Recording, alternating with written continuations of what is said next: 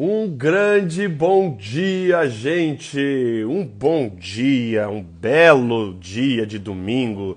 Sejam todas bem-vindas e sejam todos bem-vindos para mais um Bora Ler a Bíblia neste dia 27 de março. Chegando o finalzinho aí já de março, 3 meses já do ano, quase indo pro ralo. Domingueira, 8h30 da manhã. Abram as Bíblias de vocês em Êxodo capítulo 23. Abram em Êxodo capítulo 23, já vão se ajeitando aí na poltrona, vão abrindo as Bíblias. Queria mandar um bom dia para todo mundo do Clubhouse, um bom dia para todo mundo aqui do Instagram que está acompanhando ao vivo. Deixa eu ver quem está aqui no Clubhouse. Aqui, amor. Mandar um abraço aqui para a Flávia, para a Dayana, para a Lúcia e para a Jenny e para a Mariana, que estão aqui no Clubhouse. E aqui no Instagram, deixa eu ver quem está aqui no Instagram. A Amanda, a Carla e a Leide. Grande! Sejam bem-vindas, gente! Olha, as guerreiras de domingo de manhã, hein? A galera tá animada. Bom, espero que vocês já tenham aberto vossas Bíblias.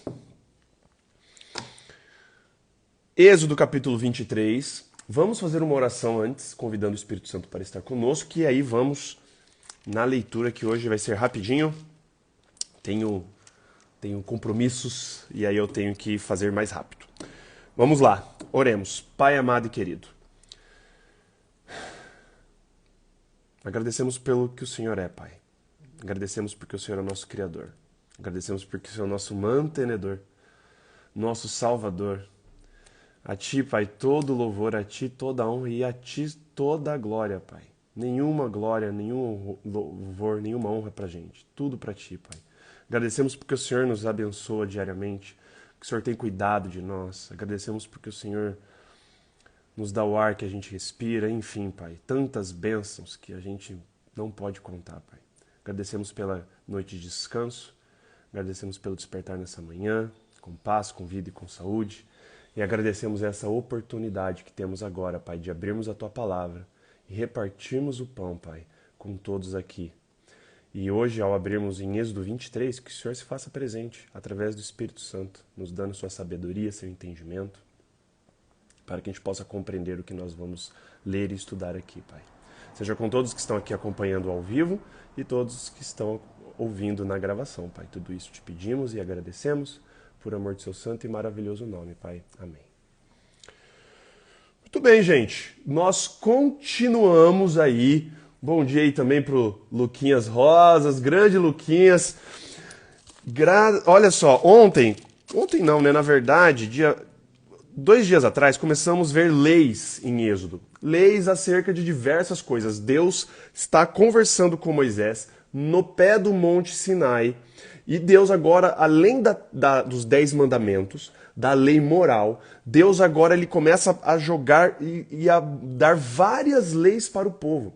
Leis de convivência, leis sobre responsabilidade social, leis sobre proteção de propriedade, lei acerca de escravo, leis sobre violência. Ele começa a dar a legislação. Todas as leis ali para o povo. E nós vamos continuar as leis hoje. Hoje, capítulo 23, então, de Êxodo. E eu queria só falar uma coisa, né? Normalmente quando a gente estuda lei, quando a gente estuda essas coisas, né? Tipo, a lei do Sinai, lei e tal, e aí a gente vai para o Novo Testamento, e aí quando a gente vê Cristo, e a gente vê falando que Cristo renovou, né? E fala que eu apresento a vocês uma nova aliança. E aí ontem, nós temos um grupo aqui na minha casa, que nós nos reunimos todo sábado, para estudar a Bíblia, enfim. E ontem nós falamos sobre aliança, e sobre o que são as alianças, né? E ontem também, e a gente estava conversando ontem, como a gente tem às vezes a tendência de achar que uma aliança que vem após a outra anula a aliança anterior. Então a aliança que Deus fez com Abraão é anulada pela aliança que Deus fez com Moisés. A aliança que Deus fez com Adão e com Noé foi anulada pela aliança que Deus fez com Abraão. E assim por diante. E aí chega lá no Novo Testamento, a gente acha que a nova aliança que Cristo estabelece anula todas as outras alianças, anula tudo. Não. Na verdade, cada aliança, ela começa de um tamanho e ela vai se expandindo conforme vai aumentando a compreensão das pessoas ao longo da história. Lembrem-se que a nossa fé, e eu sempre digo isso, que a nossa fé é construída olhando para trás. A gente olha para trás, vê o que está atrás para expandir, para a gente ter uma nova compreensão. Então, quando Cristo lá na frente dá a nova aliança, na verdade não tem nada de novo. Ele só está expandindo o conceito. Por exemplo, um conceito muito claro, né? Quando a gente viu lá no Êxodo 20, não adulterarás. Ah, beleza. Aí a gente acha que adulterar é só ali o ato em si. Aí Jesus lá na frente fala o que era adulterar. Que adulterar é você já em pensamento olhar, por exemplo, para a mulher do próximo. Se você já pensou ali na mulher do próximo ou no homem da próxima, você já adulterou. E enfim, altas coisas assim. E aqui é muito interessante que a gente vê, por exemplo, quando Jesus fala lá, ame os seus inimigos. Ame seus inimigos. Você fala assim, nossa, mas que coisa nova, né? Como assim amar meus inimigos? E Jesus falando isso, parecia que era algo revolucionário. Na verdade, Jesus só estava repetindo ideias do que ele mesmo já tinha dado no Sinai, aqui para Moisés. E eu vou provar para vocês, por exemplo, isso do relação ao amor aos inimigos. Como que eu amo meu inimigo? É difícil, né? Tipo assim.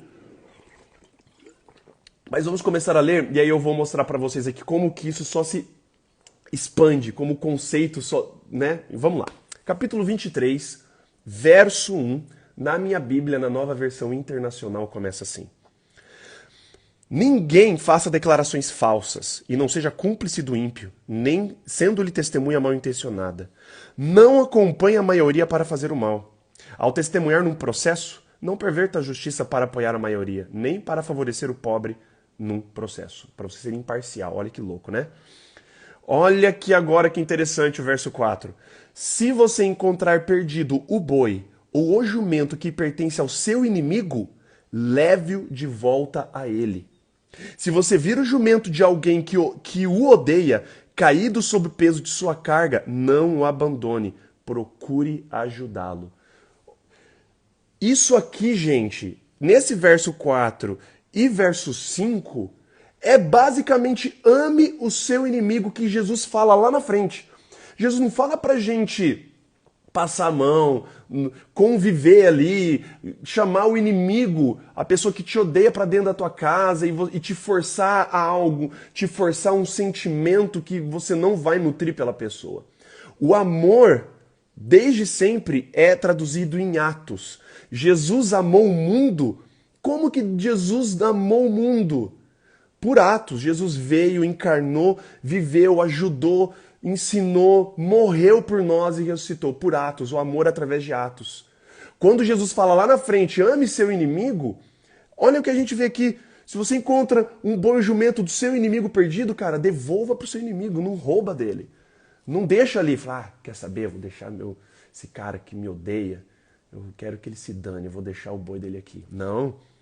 Se você vê o jumento de alguém que te odeia, caído, sob tanto peso da carga, cara, não deixa ali. Ajuda o teu inimigo. Isso aqui é o core do amor ao inimigo que Jesus fala lá na frente. Isso é só um exemplo do que Jesus fala lá na frente. E quando Jesus fala lá na frente, parece algo revolucionário, né? Parece algo que nunca tinha sido dito antes. Na verdade, já tinha sido dito. Aqui no Sinai. Sei lá, 1000 anos antes. 1500 anos antes. Não era algo revolucionário. O povo simplesmente não tinha entendido. Por isso que existem a necessidade das reconfirmações das alianças, as refações das alianças, até que veio Jesus para falar assim, gente, vocês não entenderam nada, eu estou tentando falar com vocês desde o Sinai. Na verdade, eu estou tentando falar com vocês desde Abraão, e vocês não entendem o que eu estou falando. Agora eu vou ter que vir em carne e osso para mostrar para vocês o que é tudo que eu já expliquei desde sempre. Muito louco isso. Olha que interessante a preocupação aqui, verso 6. Não perverta o direito dos pobres em seus processos. Não se envolva em falsas acusações, nem condene à morte o inocente e o justo, porque não absolverei o culpado. Não aceite suborno, pois o suborno cega até os que têm discernimento e prejudica a causa do justo. Não oprima o estrangeiro. Vocês sabem o que é ser estrangeiro, pois foram estrangeiros no Egito. É a segunda vez em 2 capítulos que a gente fala, que a gente lê a preocupação de Deus com relação à opressão ao estrangeiro. E a gente vai ver agora sobre o pobre. A grande preocupação de Cristo é aqui, de Deus, é com os menos favorecidos. Olha o verso 10. Plantem e colhem sua terra durante 6 anos, mas no 7º, deixem-na descansar sem cultivá-la. Depois a gente vai ver mais elaboradamente sobre isso. Mas por quê? Deus dá uma explicação aqui. Assim os pobres do povo poderão comer o que crescer por si, e o que restar ficará para os animais do campo. Façam o mesmo com suas vinhas e com seus olivais. O grande objetivo de Deus, olha só que interessante, você tem uma terra. Vamos para o dia de hoje, vamos pensar para o dia de hoje. Você tem uma terra, você tem uma fazenda. Deus ordenou que você cultivasse por 6 anos a sua terra. No 7º, você não cultiva e não colhe. Para deixar para quem é pobre ir na tua terra, pegar o que tiver na tua terra, para eles se alimentarem, e ainda o que sobrar, que os pobres ainda pegarem e não tem mais o que pegar e eles já se fartaram, os animais do campo. Deus se preocupando com até os menores dos seres, até com o animal. Descansa a terra para os pobres comerem e para os animais comerem. Olha isso, cara. Olha isso. Quem dera se esses princípios aqui tivessem sendo aplicados até hoje, né? Quem dera. Hoje você fala uma parada dessa aqui, você pode ser confundido com N coisas, né? Mas não, está escrito na Bíblia. Muito louco. Verso 12. Em 6 dias façam seus trabalhos, mas no 7º não trabalhem. Para o que, olha um dos objetivos, para que o seu boi e o seu jumento possam descansar, e o seu escravo e o estrangeiro renovem as forças. Tenham cuidado de fazer tudo o que lhes ordenei. Não invoquem o nome de outros deuses. Não se ouçam tais nomes dos seus lábios. Agora vem leis a respeito de festas anuais. A gente sabe que os judeus têm várias festas. Aqui a gente vê 3 festas principais nesse momento que Deus estabelece. Verso 14. 3 vezes por ano vocês me celebrarão festa. Celebrem a festa dos pães sem fermento. Nós já ouvimos falar disso. Durante 7 dias comam pão sem fermento, como eu lhes ordenei. Façam isso na época determinada do mês de Abibe, pois nesse mês vocês saíram do Egito. Ninguém se apresentará a mim de mãos vazias. Segunda festa, celebrem a festa da colheita dos primeiros frutos do seu trabalho de semeadura, também chamada de festa das primícias, a primeira colheita. Celebrem a festa do encerramento da colheita, quando no final do ano vocês armazenarem as suas colheitas. Festa dos pães sem fermento, festa das primeiras colheitas e festa do encerramento da colheita. Tudo pensando, tudo celebrando o quê? Deus. A bênção de Deus da terra, Deus dando o alimento, Deus te abençoando a terra, Deus te fornecendo o sustento. Muito interessante. Verso 17. 3 vezes por ano, todos os homens devem comparecer diante do Senhor o soberano. Não ofereça o sangue de um sacrifício feito em minha honra com pão fermentado. A gordura das ofertas de minhas festas não deverá ser guardada até a manhã seguinte. Tragam ao santuário do Senhor, o seu Deus, o melhor dos primeiros frutos das suas colheitas. Não cozinhe o cabrito no leite da própria mãe. Interessante, né? Verso 19 aqui fala que é já para trazer ao santuário do Senhor o melhor dos primeiros frutos. Que santuário é esse?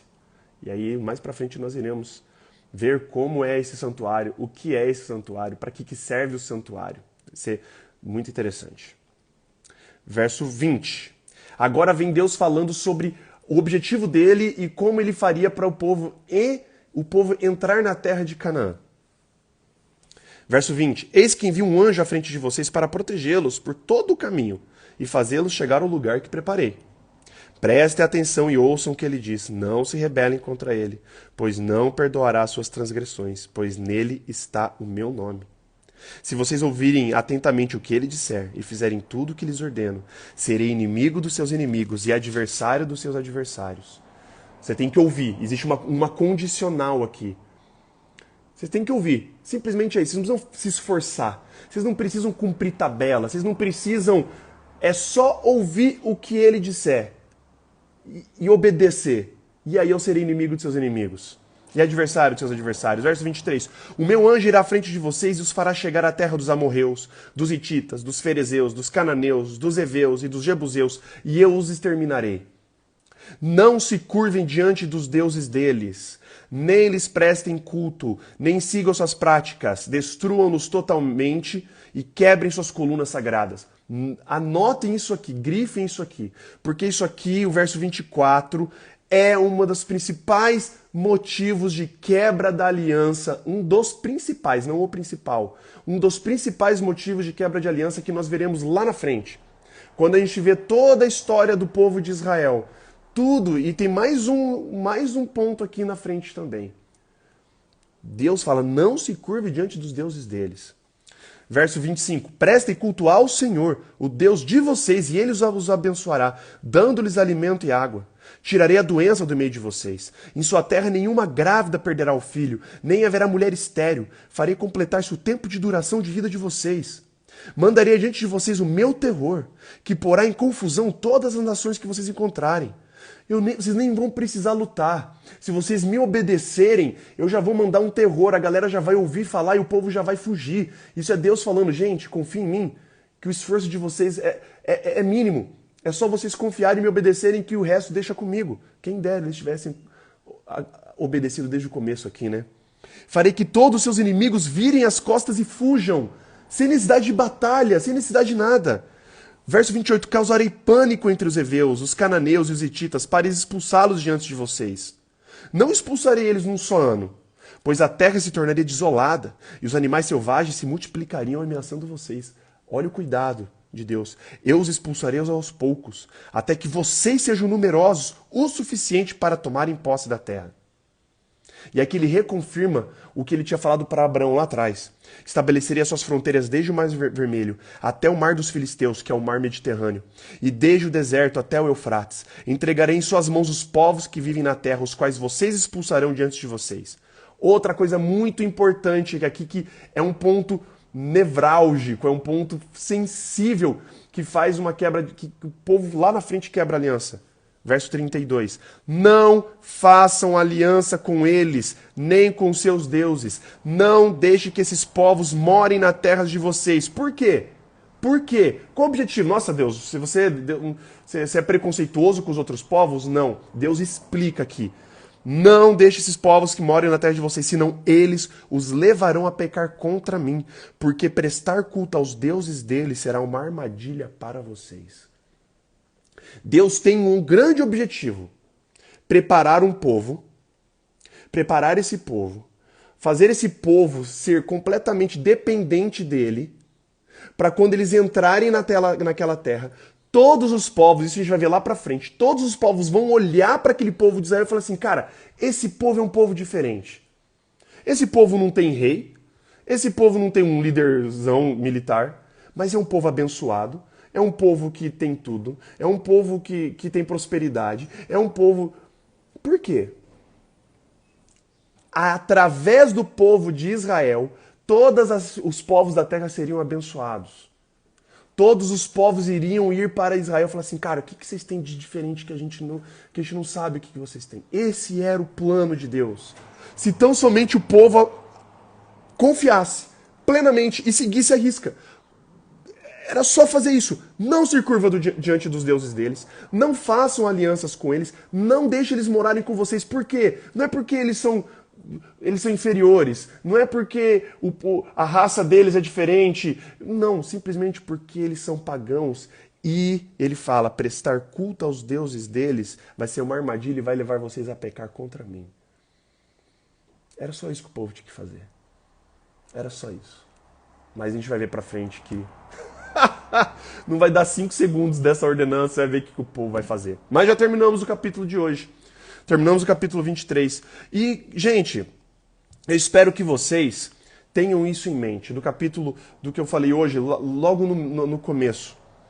Deus estabelece alianças desde o Éden até Cristo. Não uma aliança anulando a outra porque uma perdeu a validade. Ah, essa aliança expirou, porque o que a gente está lendo aqui no Sinai vai chegar lá em Jesus, Jesus fala assim, não, anula, tudo que falei lá no Sinai para vocês não vale. Não. É tudo expandindo. Uma aliança expande a outra, uma aliança amplia o conhecimento da outra. E a gente viu aqui, por exemplo, hoje, o que é o amor ao inimigo, que Cristo falou lá na frente, aqui, no Sinai. Não se anula alianças. Deus não anula. Deus sempre, ele reafirma. E Deus sempre buscando o homem para reafirmar a aliança. É o homem quebrando a aliança. É Deus falando assim, gente, me obedece. Só me obedece que vai dar tudo certo. E o ser humano desobedecendo. Como eu disse lá em Gênesis, né? Quando a gente estava estudando. Homem e mulher pecaram e se esconderam. E Deus vai atrás deles. Eu descrevi a humanidade inteira até Jesus voltar. É o homem e a mulher pecando, se escondendo de vergonha e Deus indo atrás e o homem e a mulher fugindo. É a humanidade fugindo de Deus com vergonha, é a humanidade fugindo de Deus por ser egoísta, é a humanidade fugindo de Deus por querer fazer os seus próprios desejos, suas próprias vontades. E Deus sempre indo atrás. Deus sempre dando um jeito de ir atrás do homem. Deus sempre vai dar um jeito de ir atrás de você. Por favor, não fuja de Deus hoje. Não fuja dos desígnios dele. Se você tiver o coração rebelde, achando assim, pô, eu vou fazer meu próprio jeito, vou adorar a Deus do meu jeito, como eu quero, na hora que eu quero, não. Deus é amor, mas Deus também é justiça e ele exige coisas de nós. Ele exige obediência, mas não obediência forçada, obediência por amor. Mas existem as regrinhas aqui. Está na Bíblia, nós estamos lendo. O manual está aqui, ó, de Gênesis a Apocalipse. A gente vê, né? Se o povo tivesse feito tudo que Deus já tinha falado aqui no Sinai, talvez a história teria sido completamente outra. Oremos.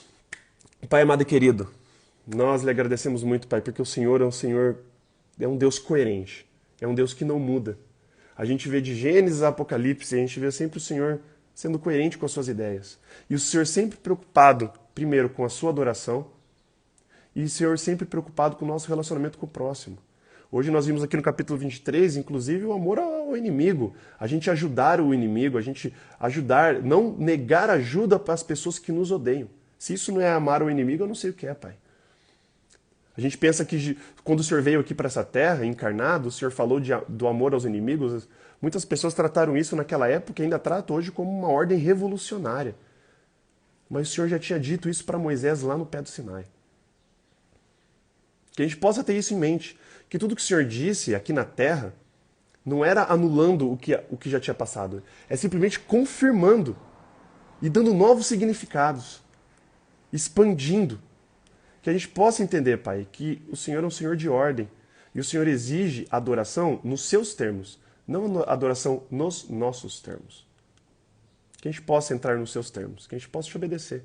Porque a gente sabe que o obedecer implica que a gente confie em Ti, sabendo que o Senhor quer o melhor para nós, Pai. Seja com todos que estão aqui, Pai. Seja com essa nova semana para todos aqui que estão acompanhando o Bora da Bíblia, todas as famílias aqui representadas. Seja também com seus menores do reino. Hoje nós lemos aqui, Pai, sua preocupação com o estrangeiro, com o pobre. E isso sempre vem, Pai. Sempre está na Bíblia.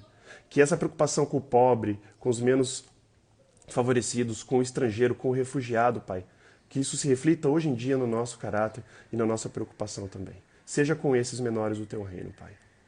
Perdoe também os nossos pecados e faltas. Tudo isso te pedimos e agradecemos, Pai, por amor de seu santo e maravilhoso nome. Amém. Valeu, gente! Queria agradecer a presença de todos vocês.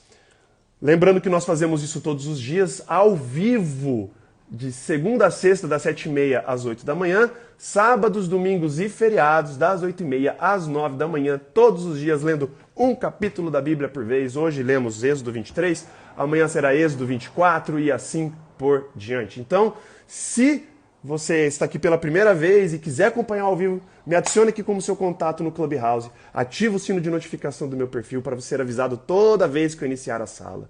E também aqui no Instagram, se é a primeira vez que você está caindo aqui de paraquedas no Instagram, me adiciona como seu contato aqui no Instagram. Ativa o sino de notificação do meu perfil lá, avisar quando o Gustavo iniciar as lives e você será avisado toda vez. Compartilhe o projeto do Bora Ler a Bíblia com quem você gosta, com quem você sabe que está precisando ler a Bíblia, reestabelecer o hábito da leitura da palavra. Nós fazemos isso aqui todo dia para isso.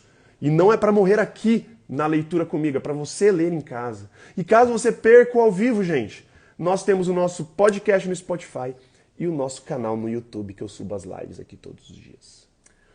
Beleza, gente? Um grande abraço para vocês, um ótimo domingo, uma ótima semana e até amanhã com Bora Ler a Bíblia, Êxodo capítulo 24. Um grande abraço aí, gente, valeus e falou!